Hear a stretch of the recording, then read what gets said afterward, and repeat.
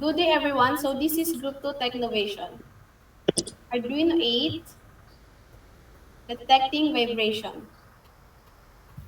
List of materials, Arduino board, any compatible version of Arduino Uno Mini, 220 resistor, 1 vibration sensor, 2 LED, 1 temperature sensor, breadboard for smooth circuit meetings without soldering, jumper wires, mill-to-mill jumper wires for connections, USB cable to connect the Arduino to a PC for programming, computer with Arduino IDE installed for coding. We are excited to introduce our group comprised of four dedicated members. First, Janela Borja. Second, Jovelyn Rier, Christian Dave Mante, and Joshua Rebagoda. Together, we bring diverse perspectives and expertise. Our primary goal is to discuss and to make you all understand the Arduino challenges that were given to my group. Arduino 8 detecting vibration, a vibration detection system that utilizes an accelerometer or a vibration sensor to monitor movement. The system features two LEDs. A green LED lights up when vibration or movement is detected, while a red LED illuminates when there is no movement. This project demonstrates the practical application of sensors and visual feedback through simple electronics. We successfully created a vibration detection system that provides immediate visual feedback through green and red LEDs based on movement status. This project showcases the versatility of Arduino and sensors in developing practical applications. It emphasizes the importance of user-friendly interfaces in electronic projects.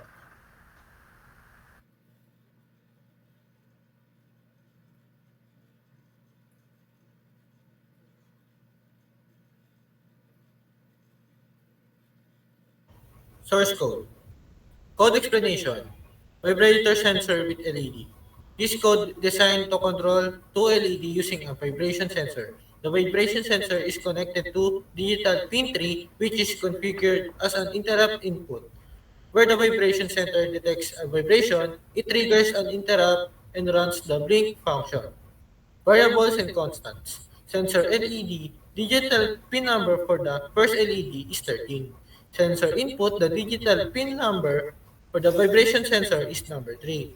Sensory LED, the digital pin number for the second LED is 8. State, a variable to keep track the state of LED initially to set to 0.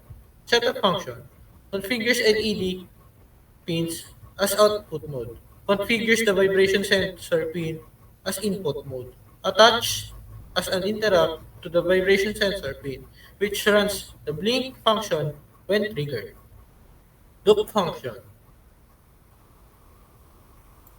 checks the state of the state variable. If the state variable is not 0, it turns on the first LED, turns off the second LED for 500 milliseconds.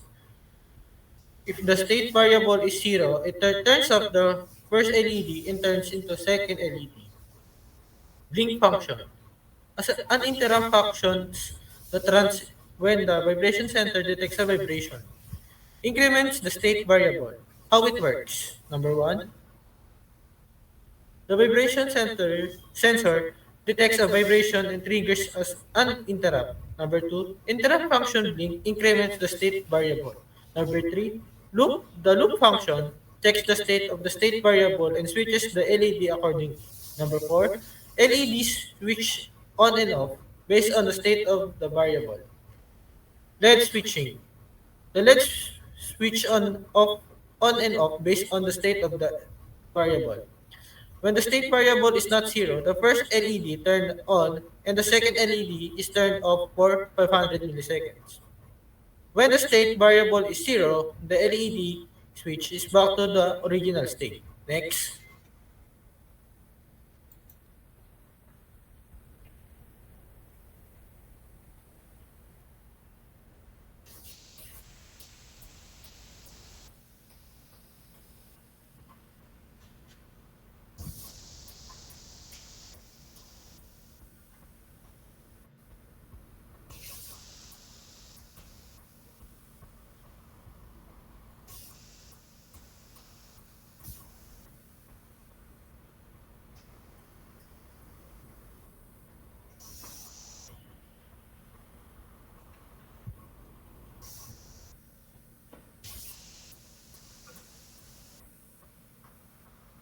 So that's how work the every problem challenge 8.